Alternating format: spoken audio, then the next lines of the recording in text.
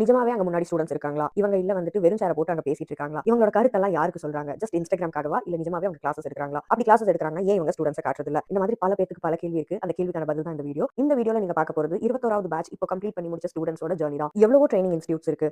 Schools, colleges, IT companies தன்னோட employees, ஸ்டூடண்ட்ஸ்க்கு எல்லாமே பண்ணிட்டு தான் இருக்காங்க. டூர் கூட்டு போறதுல இருந்து, பாட்லக் பண்றதுல இருந்து, பார்ட்டி பண்றதுல இருந்து, ஸ்டூடண்ட்ஸ்க்கு கிஃப்ட்ஸ் குடுக்குறது, கைட் பண்றதுன்னு எல்லாமே பண்ணிட்டு தான் இருக்காங்க. சோ அப்படி இருக்கும்போது அவங்க யாரும் இன்ஸ்டாகிராம்ல எதையும் போஸ்ட் பண்றது இல்லையே. ஆனா இந்த மேக்கப் இண்டஸ்ட்ரி அப்படி கிடையாது. தன்னோட ஸ்டூடண்ட்ஸ்க்கு ஒரு பென் குடுக்குறதுல இருந்து, சாக்லேட் குடுக்குறதுல இருந்து, கூட சேர்ந்து டீ குடிக்கிறதுல இருந்து, டூர் கூட்டு போறதுல இருந்து எல்லாம் இன்ஸ்டால விளம்பரம் பண்ணிட்டு இருக்கோம். இதுல நான் மட்டும் விதிவிலக்கா? நானும் ஒரு காலத்துல அதுதான் பண்ணிட்டு இருந்தேன். சோ எனக்கு வந்த ஞானோதயம் என்னன்னா, ஏன் எல்லாரும் பண்றத நம்ம பண்ணணும்? நம்மளோட வேலை என்ன? சொல்லிக் குடுக்குறது. நான் என் ஸ்டூடண்ட்ஸ்க்கு கிளாஸ்ல 3 மணி நேரம் கிளாஸ்ல என்ன சொல்லி தரணும், அதுல வந்து ஒரு சின்ன பகுதியா 30 செகண்ட்ஸ்க்கோ 1 மினிட்க்கோ ஒரு வீடியோ போட ஆரம்பிச்சது. எல்லாத்துக்கும் ரொம்ப பிடிக்க ஆரம்பிச்சது. எளிமையா புரிய ஆரம்பிச்சது. சோ அதனால பீப்பிள் ஸ்டார்ட்டட் லைக்கிங் மீ. என்ன ரொம்ப ஃபாலோ பண்ண ஆரம்பிச்சீங்க எல்லாருமே. 10ஓட 11 இருக்கக்கூடாது. தனியா தெரியணும்னு நினைச்சேன். அண்ட் என்னோட கருத்துக்களை உங்க முன்னாடி ரொம்பவே ஃபிராங்கா சொல்ல ஆரம்பிச்சேன். அது உங்க எல்லாத்துக்குமே ரொம்ப பிடிச்சது. என் கருத்துக்கு பெரிய வரவேற்பு கொடுத்தீங்க. உங்க தனித்திறமையை வளர்த்திக்கோங்க. யாரையும் போட்டியா பார்க்காதீங்க. உங்களோட பாதையில போயிட்டே இருங்க. உங்களுக்கான அடையாளம் கண்டிப்பா கிடைக்கும். Bye guys, see you in my next video.